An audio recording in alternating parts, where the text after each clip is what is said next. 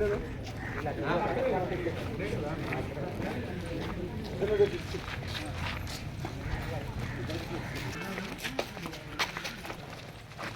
వచ్చేటోళ్ళు ఇక్కడ ఎంతమంది ఉన్నారో నాకు తెలియదు, కానీ నన్ను ఎప్పుడైనా ఎవరైనా అపార్థం చేసుకుంటే మీరే నష్టపోతారు. అది గ్రామాభివృద్ధి గురించి కావచ్చు, ఇటువంటి కార్యక్రమాల గురించి కావచ్చు. నాకు ఏ స్వార్థం ఉండదు. చాలా తప్పుగా మాట్లాడారు. మాట చేస్తామంతే, ఏం చేయాలో చేస్తాము.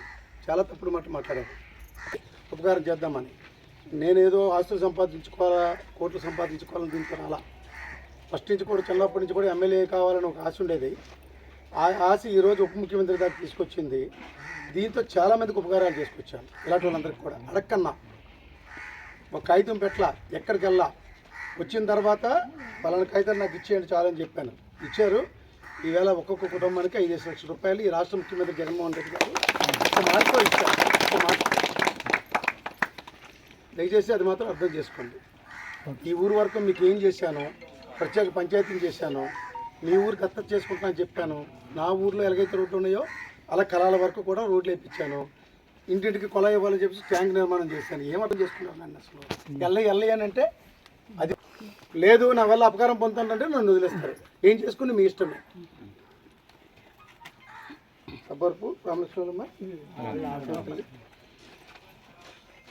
చల్లా ఓకే. ఇద్దరు నీ పిల్లల బాబు డబ్బు ఇచ్చేది ఒకటే కాదు, నీ పిల్లలు బాగా చదివించుకో, రీసెంట్ స్కూల్లో జాయిన్ చేసే బాధ్యత మాది.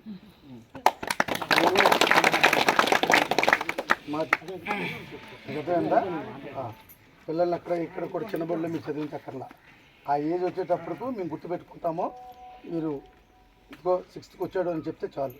పోయిన మనిషిని ఎవరిని తీసుకురాలేము. భగవంతుడు ఎవరిని ఎలా తీసుకెళ్ళిపోతాడో తెలియదు. ఆ భార్యని తీసుకెళ్ళిపోయాడు. మన చేతుల్లోంది కాదు, నా తండ్రిని తీసుకెళ్ళిపోయాడు. మన చేతుల్లోంది కాదు, లేదు కూడా. ఇదంతా మనం మాట్లాడుకోవడం సరిపోద్ది అంతే. ఏ టైం అప్పుడు ఎవరిని ఎలా తీసుకెళ్ళిపోతాడు. తిరుపతి వెళ్ళి తిరిగి వస్తుంటే కుటుంబమే పోయినాయి. పేపర్లో చూస్తుంటారు, టీవీలో చూస్తుంటారు. అయ్యప్ప స్వామి దగ్గరికి వెళ్ళి తిరిగి వస్తుంటే కుటుంబమే పోయినాయి. ఎవరు చేసింది అది? భగవంతుడు రాస్తాడు. ఆ రాతని ఎవడు మనం ఆపలేము. అదేదో గుర్తుపెట్టుకోండి అంతే. కష్టం వస్తుంది.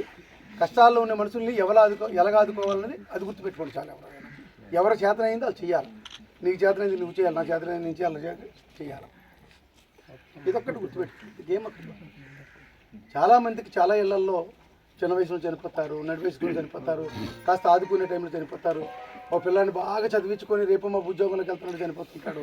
ఇదంతా భగవంతుడు సృష్టి. అది ఎవరు కావాలని చేసేది కాదు. కానీ కష్టం వచ్చేటప్పుడు మాత్రం చుట్టూతో ఉండడం మాత్రం ఎవరికి చేతనైనంత వాళ్ళు సాయపడాలి. ఇది గుర్తుపెట్టుకోవాలి ఎవరైనా. అదొకటే. జిల్లా భర్తీ అమ్మ సబ్బర్పు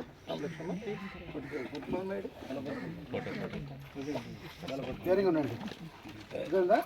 ఇప్పటికే మీకు అర్థమై ఉంటుంది. మేము మాట ఇచ్చాము అని అనుకుంటే మీకు అండగా ఉంటాము. అది కూడా అర్థం చేసుకోవచ్చు.